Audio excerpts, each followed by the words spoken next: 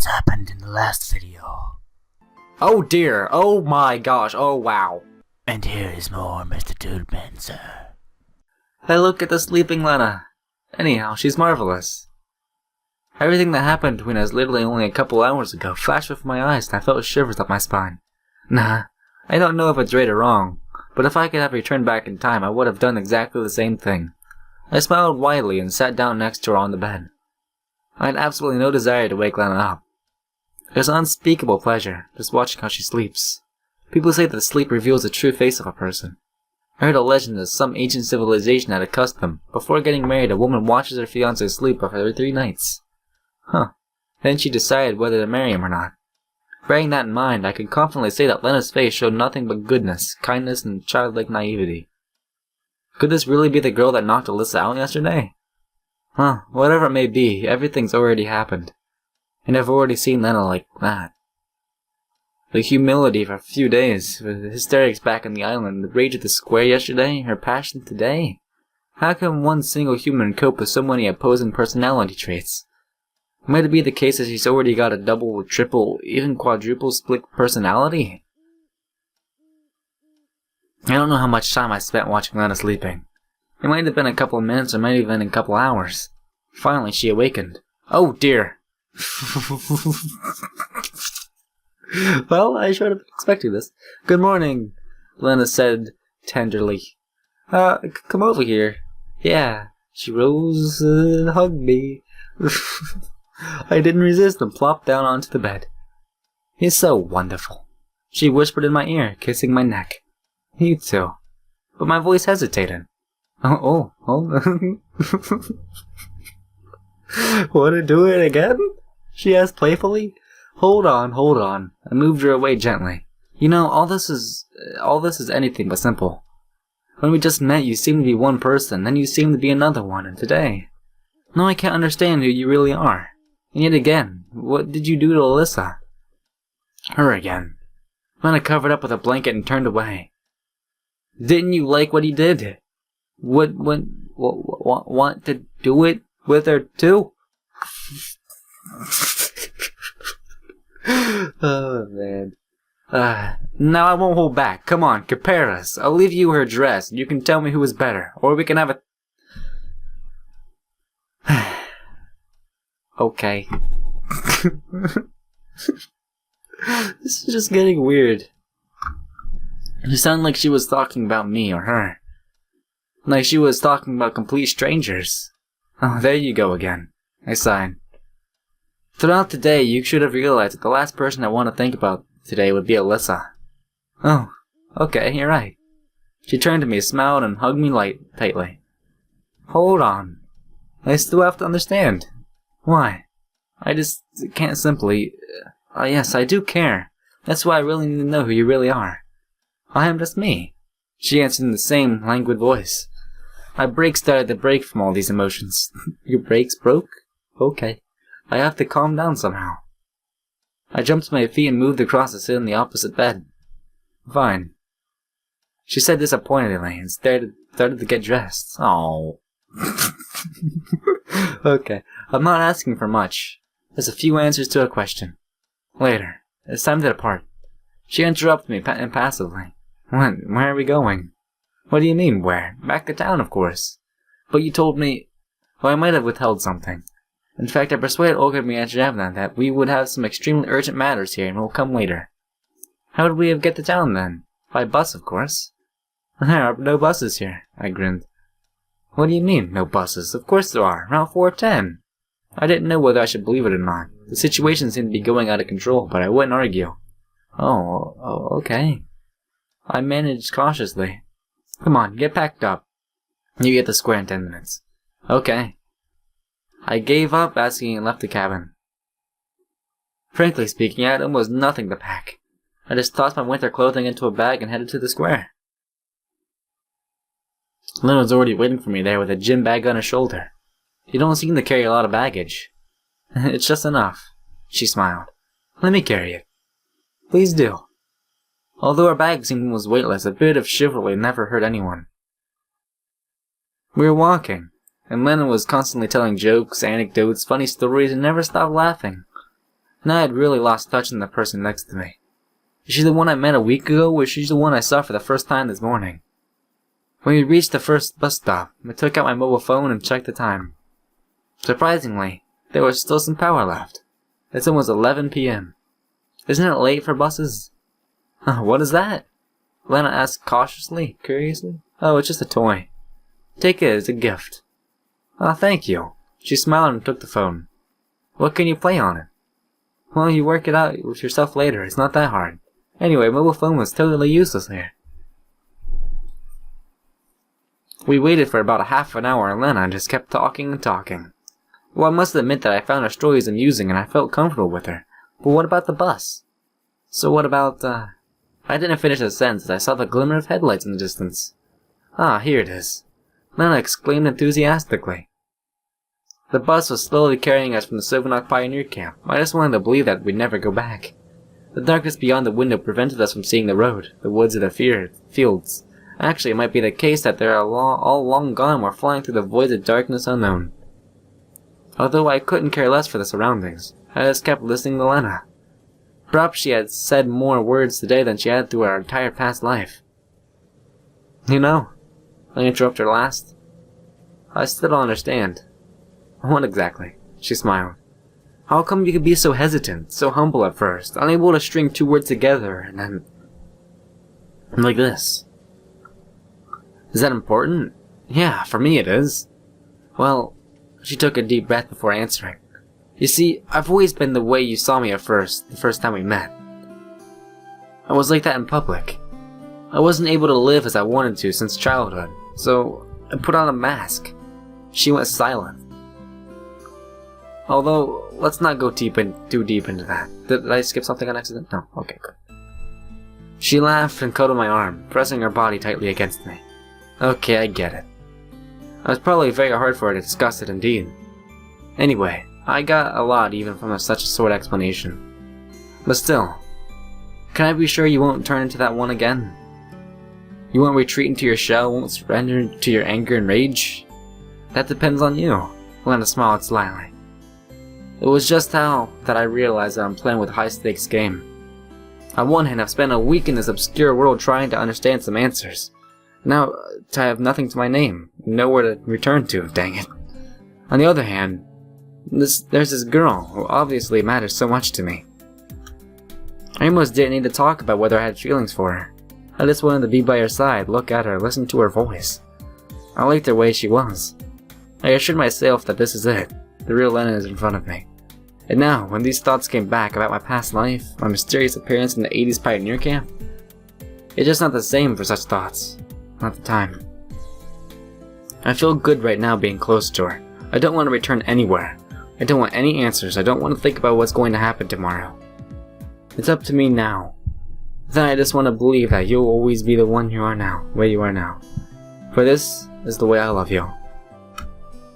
Then I'll keep being this way as long as we're together. She hugged me even tighter. I don't know how long we've been on the road, but Lena's chatter gradually started to quiet down. She put her head on my shoulder, but this was still telling me a story about her cat being in the sleeping medicine, getting dizzy and wreaking havoc. I slowly started to doze off myself. But still, why did you hit Alyssa? She looked at me closer with a nervous expression on her face. I always... well, okay then. Lena laughed loudly and nuzzled into my shoulder.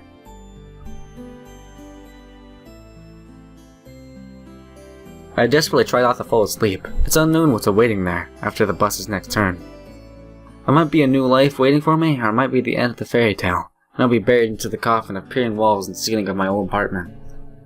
But it was a losing battle. Morpheus has summoned the legions of monsters under my command of fatigue, exhaustion, desolation, and uncertainty.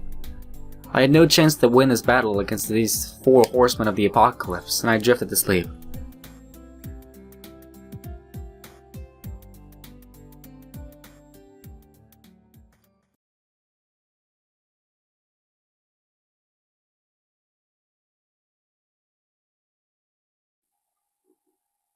Wake up!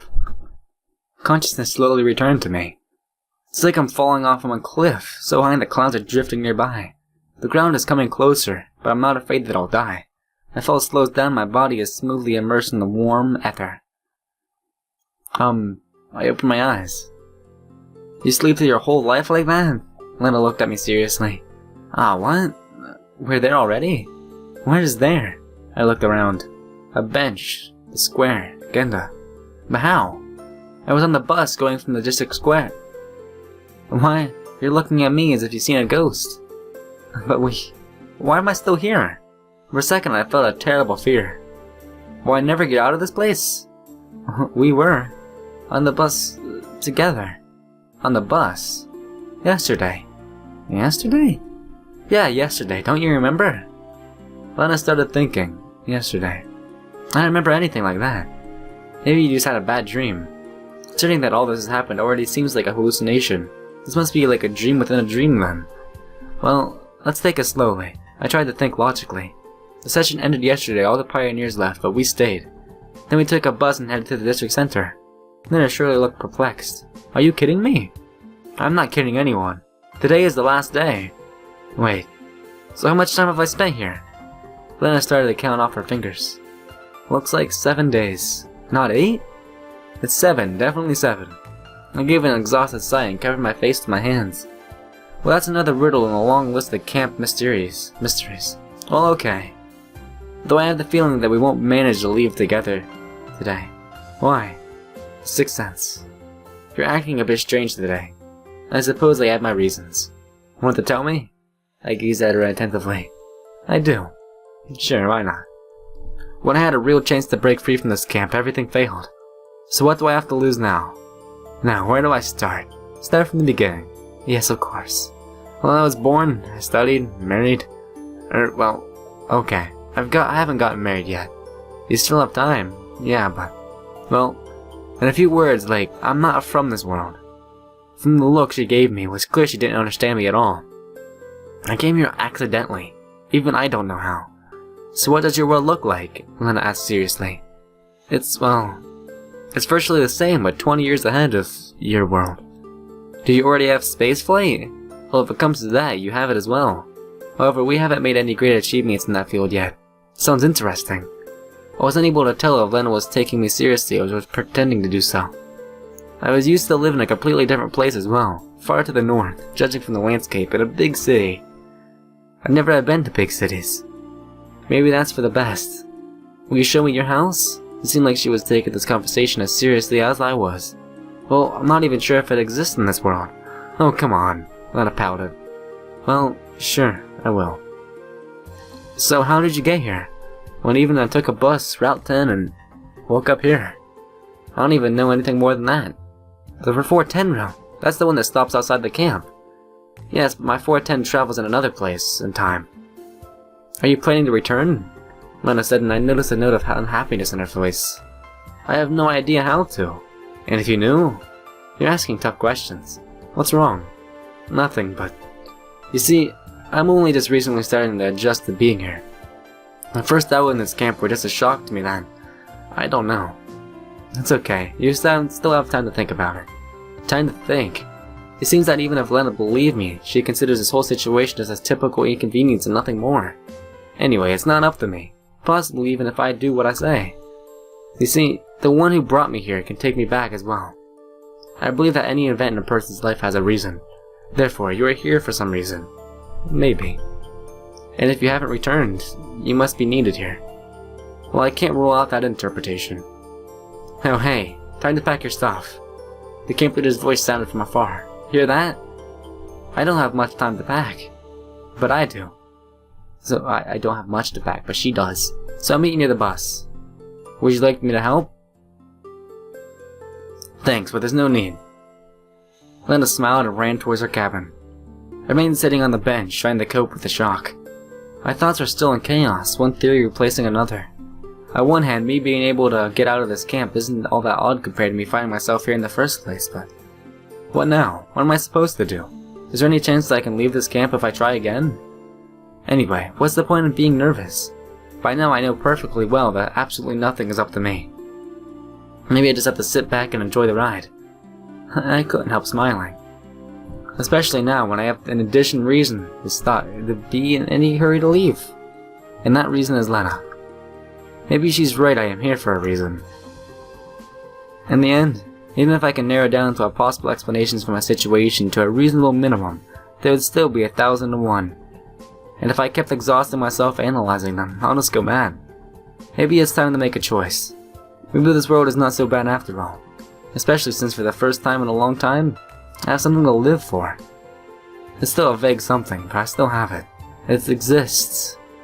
I know I have the power not to simply hold it, but to develop it into something bigger.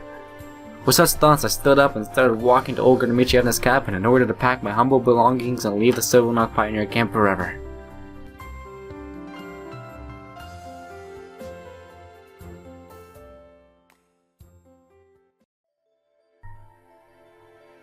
One may think it's strange. That's exactly how it seemed to me. But eventually I reached the district center. I eventually got tired in the bus and fell asleep.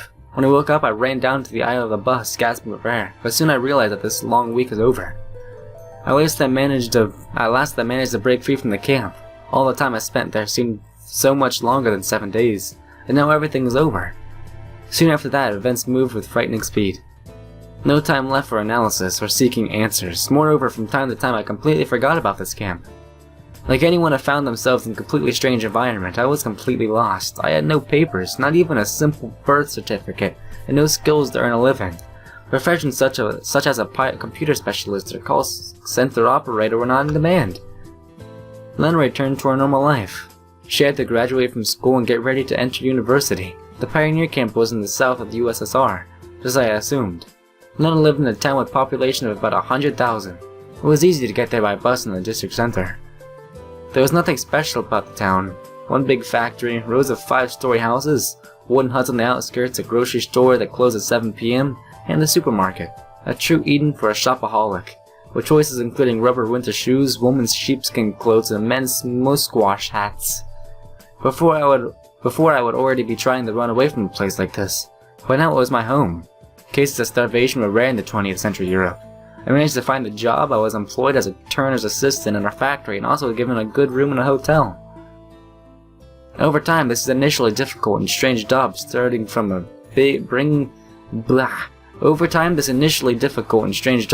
to bring a certain satisfaction. Partially, of course, that came from having the ability to buy food. Time passed and I climbed up as a career ladder, becoming ahead of a whole shift. My colleagues were amazed at my talent and persistence, so was I. Lena graduated from school, and I spent several nights with a calculator, designing diagrams with expenses of income, and at last I made my mind up to propose to Lena.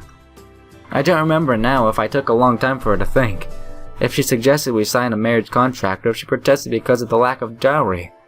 But in short time, both of us moved into a communal apartment room near the factory that cost 2/3 of my salary. Thanks to free Sovonok education for everyone, maybe thanks to my wife's persistence, eventually I became a part-time student at a local polytechnic university. At first I protested, saying that a fair proletarian had no need to act like lousy intellectuals, but then I came to the conclusion that the diploma would make my life easier. It wasn't difficult to study thanks to my knowledge from the last attempt at receiving a higher education. Time passed and the country started to change. Of course I knew it would happen, but still, the changes came out of the blue. You can compare it to being caught in an avalanche in the mountains. You can prepare all you like, but it will still bury you anyway. The factory was privatized and then closed down. A Kopeta is a Russian car, and very cheap and old. Mood landing as a private driver in a Kopeta. A Kopyek. I'm just gonna leave it at that. Rapple trap I inherited from my father and father-in-law was really a profitable business. I was even ready to apply for a camp leader position in Sovonok, when Lena's distant relative died and had left us with a one-room apartment somewhere in central Russia. After a family council, we decided to move. We agreed in the early 90s, in a cramped kitchen in the watching Swan Lake. Thanks to some random side jobs, I saved up enough money so we decided to move to a bigger city, and of course I chose my birthplace. We decided to sell the flat and use the money to invest in business. For some time we lived in luxury, buying milk, fur coats, and expensive foreign cars, dining in restaurants and taking trips to other countries. Like many others during the time, I had no luck to somehow make it big, started from the bottom. My business was construction material. was construction material retail. It was a profitable market at the time because some people made excessive money what they wanted to invest in luxurious homes. Maybe such life could go on, but the 90s we were called rakish for some reason. After encountering rackets and corruption, I was left with an empty refrigerator, an empty wallet, and bitter taste of my blood in my mouth. That was the time I tried to recall a man from the future status. Betting places that were impossible in the Soviet era popped up all over, and I rushed to gamble on everything I knew. However, I faced disappointments, as matches were won by completely different teams. Even the 1994 World Cup champion wasn't Brazil. When I was just watching football on TV, everything was just as it should. But whenever I spent the last of my money to take a bet, even underdogs began phenomenally beating favorites. As well as that, I tried to pursue the career of a political advisor. However, you don't get accepted into a high position like that without special connections, or anything that would make people interested. I don't know how long I could have gone through this torment if not for an event which changed everything. Me and Lena had a child. In a hurry, I started to search for any possible way to earn enough to provide for my family. I remembered some of my father's old friends and through them, by pretending to be a distant relative myself. I gained a place as a junior data analyst in a bank. At the same time, I made a new attempt to obtain my degree, or to be precise, finish it. Time passed slowly. The money was just enough to fill our stomachs. I almost lived at work for a few days, trying to find some time for my exams. Lena stayed at home with the baby. That was when I started writing. I remember it was as if yesterday. It was just after midnight and I was sitting in the kitchen for my old worn-out i386, wildly killing monsters in Doom 2. I wanted to sleep badly, but my computer games were at least slightly distracted me from the infinity of dull days. When I completed another level, I was suddenly immersed in thoughts about everything I'd gone through during these last few years. It was all too much for one person. That's when I decided to write down everything that happened to me. I launched a word processor and wrote down about 200 words, with the clear intent of continuing it tomorrow. However, I didn't remember it tomorrow, nor a week later. About a month later, Lena, who was typing something on the computer, reminded me of my unfinished book. I reread it and deleted it, terrified. At that moment, I started to doubt if I could ever do it. After all, it was an epic novel that I wasn't even able to string 2 sentences together. In addition, it's not easy to write about yourself.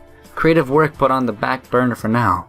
I celebrated the arrival of a year 2000 as a certified specialist with the Department of Head Duties. While moving to another apartment, I found an old i386 along the trash and was about to be thrown away. I remembered my intention of writing a book about my life. I laughed. That was stupid.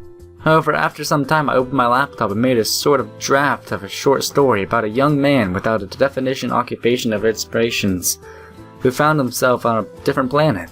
The style, orthography, punctuation, as well as the idea itself were matched well to a silly plot. I showed the story to my wife. She laughed, but she said it was well written and advised me to continue. About a year later, the drawer designated for holding a literary works was full. I found that very odd because I was spending the entire days at work, sometimes even during holidays, and I tried to spend all my available free time with my family. However, that's what happened. Around that time, I decided to publish my short stories, as well as my other beginner's work. Most of them were rejected, but a couple of them were accepted, including my first work. I was over in the moon. Of course, I was paid nothing, but my works will be read, meaning that someone will find them interesting. Time passed. We had a second baby now. During my spare time, I slowly wrote a novel. No, not about my life or the pioneer camp. I decided not to touch upon those themes ever again. Everything that happened years ago seemed to be the will of God, whose charity should not be tempted. Who can tell what would happen if I hadn't woken up in that bus near Sovenot Camp Cakes? A year later, the novel was completed. After I'd annoyed almost all those known publishers, I managed to reach an agreement with a small company.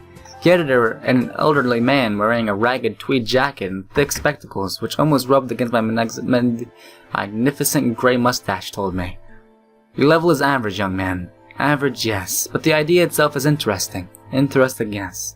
Well, you need more practice and more reading, yes."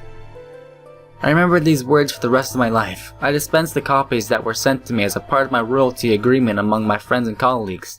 Lena, who read my novel only after it was published, told me that she really liked it. Mostly out of a desire to not upset me, I guess. Time passed. The calendar days were unstoppably approaching me that day, when I pulled out of the unusual world and thrown into this life. Started from the mysterious pioneer camp and now ending here. Now I'm a successful writer, at least according to the numbers of my copies of books sold. And I have a wonderful wife and 2 children. My life has turned 180 degrees. Midnight today is the start of something new. Tomorrow is a day that I waited for so many years. What are you thinking about? Oh, that's great. I opened my eyes and saw Lena. She put a cup of tea on my table near my armchair. Firewood was gently cracking at a fireplace and a snowstorm was roaring outside. I wrapped myself up in a plaid jacket and looked at Lena. I was plaid. Do you know what today it is? No, what day? Do you remember what I told you back there in the camp? No. No wonder. During all these years I never brought up the topic of my mysterious arrival in this world. Do you remember how I told you that I am not of this world? Lena paused. Well, something like that, yeah? So today is the day when, many years ago, I got on the 410 bus and rode up at the pioneer camp. So it's an anniversary? Lena smiled. Yeah, sort of. Is that a sad celebration for you? No, not at all. And I remember almost nothing about that time. Maybe. Maybe that's for the best. I added some firewood to the fire and took the mug from the table. Maybe I write a novel. Maybe I'll read it and remember. Do you think that's a good idea? Lena's expression became serious. Indeed, I once promised myself that I would never write about it. Maybe it's not. After all, everything that happened is just for us. That's exactly what I think. I sighed and looked at the fire. You know, life is like a candle. Someone's got a short one, someone's got a long one, and it can burn out any moment. Then life is like a fireplace. Yeah, perhaps. I looked at her and smiled. I'll sleep for a while longer. Lena kissed me and fixed her gaze at the fire in a dreamy manner. My eyes closed and my whole reality compressed itself down on the crackling firewood. I started falling slowly, somewhere far away. No, it's not a dream. More like warm ether, gently enveloping my entire existence.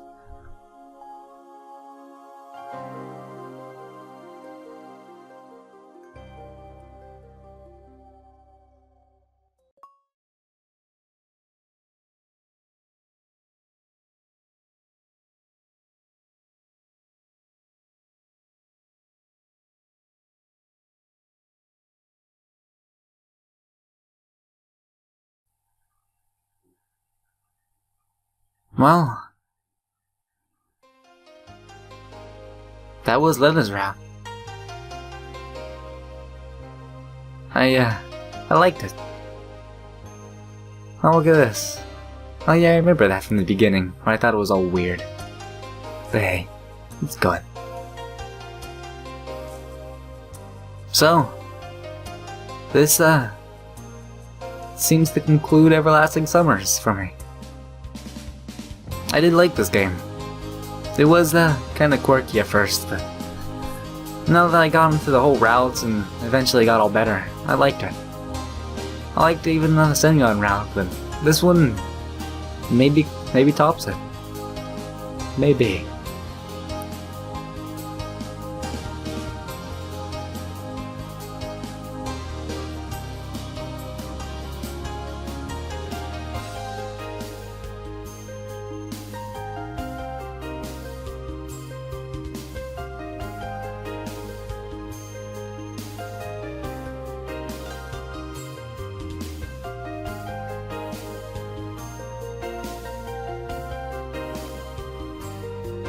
No, it's great.